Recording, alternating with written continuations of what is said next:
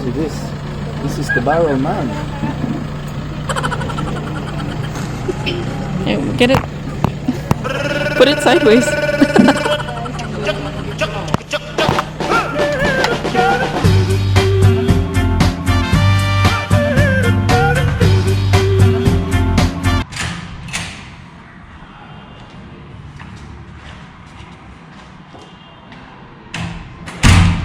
It's about 7:30 in the morning, Filipino time. Second day here in Baguio City, and I'm hungry. I think I hear some bangos sizzling down below. My uncle has been our guide for the past week or so, and he's been showing us around Baguio City. I know, look. Yep. Morning.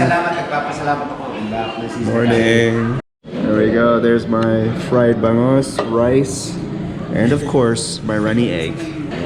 Just pay me in bangos and sisig, and I'll work for that. I work for food.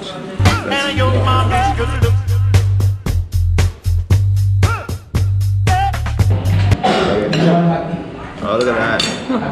It's like, Thank you. This is the suman from Manoling's place. Really good suman. Lingman the longanisa way. Egg, bangos. The big spoon is vital to Filipino cuisine so that you could just fit everything on there. Love me my bangos. So unlike my wife, I'm not a fan of the fish head, but for bangos, I think I can make an exception when it's fried and crispy. Just eat it. Yeah, look, the eye, you got the eyeball there. You got the eyeball there. Oh, You didn't even eat it. Still there. can you eat the eyeball? Or do you have to You won't be able to bite it, so just spit it out. But I could eat the rest? I've never eaten the whole head before.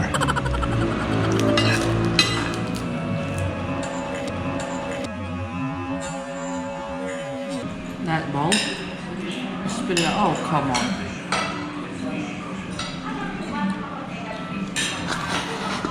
It's on my... So gross. That's the eyeball that's on my tomato. The rest is delicious. Because it's crispy and fried. As long as it's fried and crispy, I could do it. If it's like gelatinous and... No, can't do that. Like your fish head sinigang, it's the textural thing. I went from cutting out rice for several months to eating rice literally 3 times a day in the Philippines. So I'm gonna leave this bit here. I'm gonna leave that alone. Okay.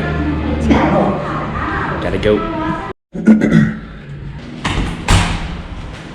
Almost forgot our sweaters.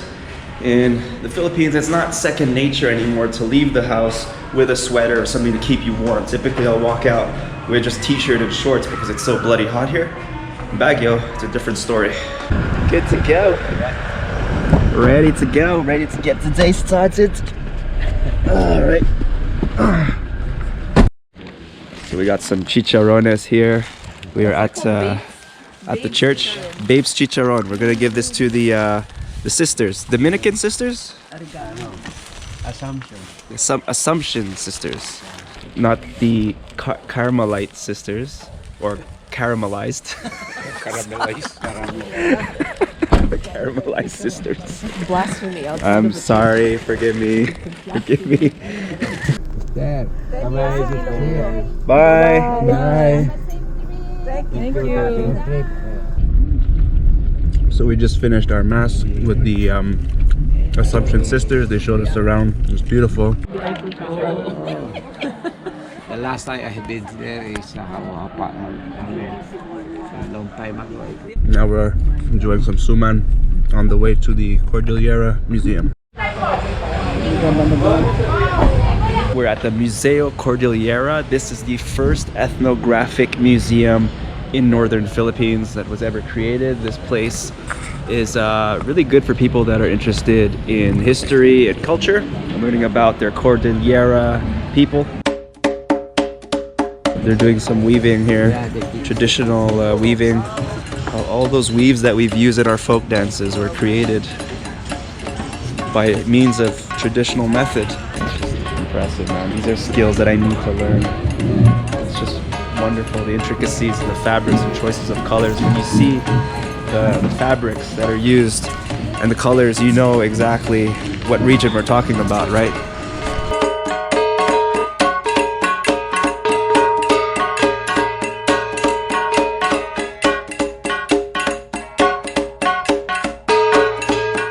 I used to do folk dancing.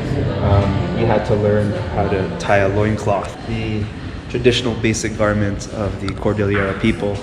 Depending who was tying your loincloth, it could be a rather painful experience. But then that pain is actually a good thing, because that means that when you go out on stage to dance, you have that added security that this loincloth won't fall off in front of hundreds of people. See this part, you'd have to pull it up really good. And then once you've wrapped it all the way around, the person who would be helping you, if you weren't doing it yourself of course, would yank that thing, basically giving you an atomic wedgie of epic Cordillera proportions.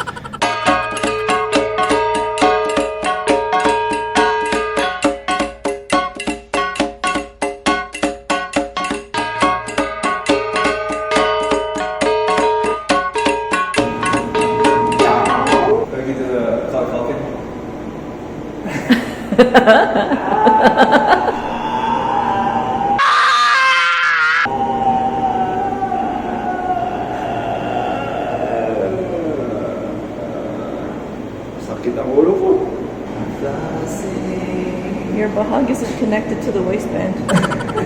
What if you turn around?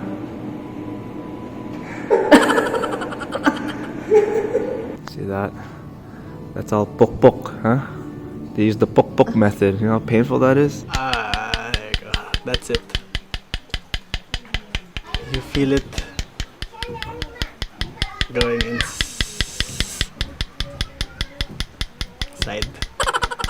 So if ever you're in Baguio and you're interested in checking out the Museo Cordillera, it's conveniently located within the University of Philippines, Baguio. For now, there's Manoling. Hello, Manoling. Hey! I could not leave the car because Oh, no? the guard. So my uncle just dropped us off at a market. The way this market works, it's very organized. They have all of their items on display behind a display case. You write down what you want on a piece of paper. Does my handwriting look Filipino? They got some strawberry jam here. Baguio is known for their strawberry jam. I didn't even know that until yesterday. So we're gonna cop some of that strawberry jam. And they got some goodies, man. Some good Baguio goodies are sold here. Peanut brittle, crinkle cookies, strawberry jam, you name it, they got it. Oh, there it is. This is the one I've been wanting to try. Big jam. There's no strawberry jam? There's some in your hotel room. What? No strawberry. No more strawberry jam? Oh, not a strawberry jam.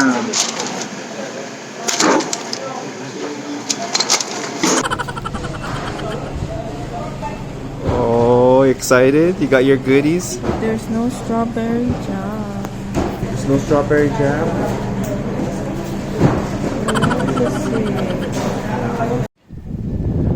High up in the mountains up here. Ling likes the Baguio weather because she's not sweating. No Princess Pop. 1, 2, 3.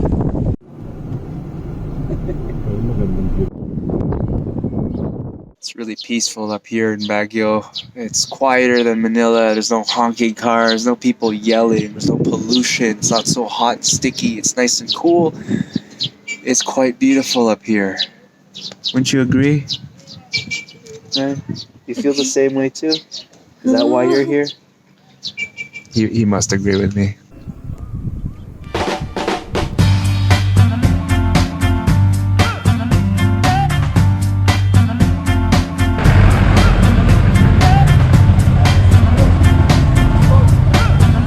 The Tam-awan Village, garden in the sky. That's crazy. She's like world famous for the tak-tok pok-pok tattoo. Creating tattoos takes time, sometimes days or even weeks, because it's so painful. Long breaks are needed to calm the nerves. There you go. That's it. We could book tours here. This is like an ancient Cordillera village, right? No, they built it. They built it? Oh, okay. But they built it to be really difficult to navigate. Hugs the terrain. Okay, there we go. There we go. Are we there yet?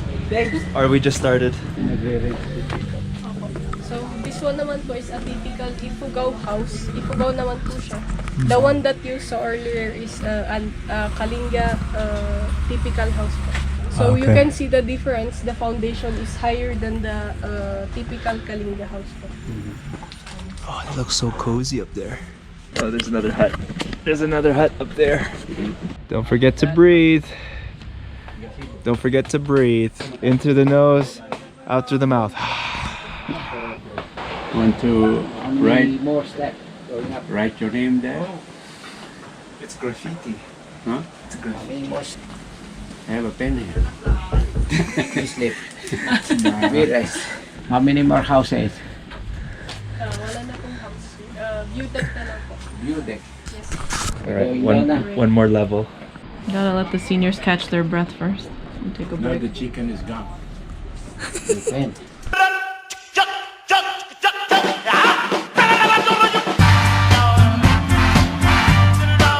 So dito po nila ini-store yung rice na kasi their primary source of food is planting rice po. They put bulol po.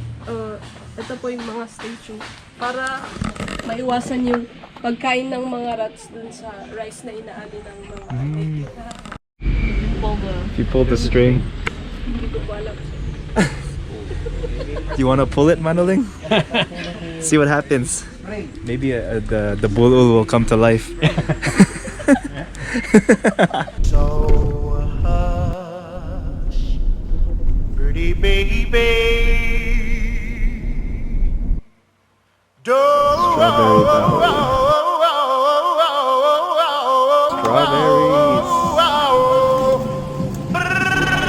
Strawberry Valley. Get it.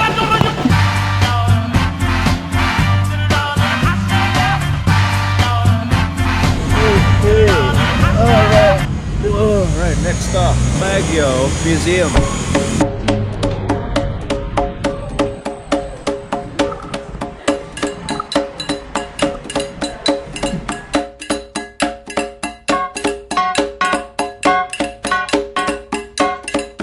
This one is called Ling Lingo.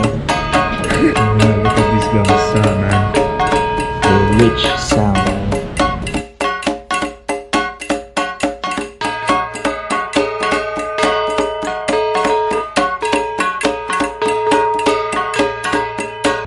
This is the room that I've been most looking forward to in the museo.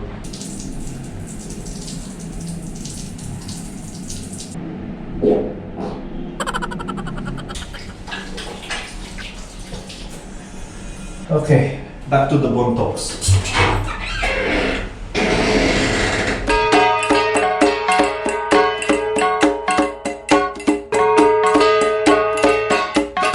Let me do my Bukana. Okay.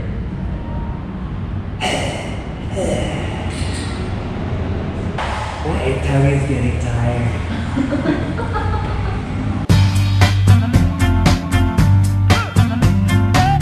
Okay, I'm gonna take the stairs. I ate way too much rice today. You guys can take the elevator. Alright, 8:35 p.m. We just finished having supper. Some Chinese food. It was a lot of, we had pancit canton, crispy pata, a buttload of rice, some soup. It's our last night here in Baguio. So, I'm gonna get some shadai.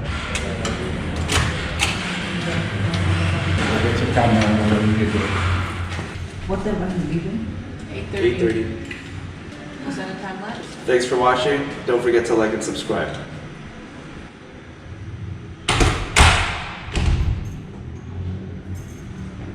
Teka muna, bakit nandito ito? I'm filming something. I'm filming something. No, I No, no. don't think I was like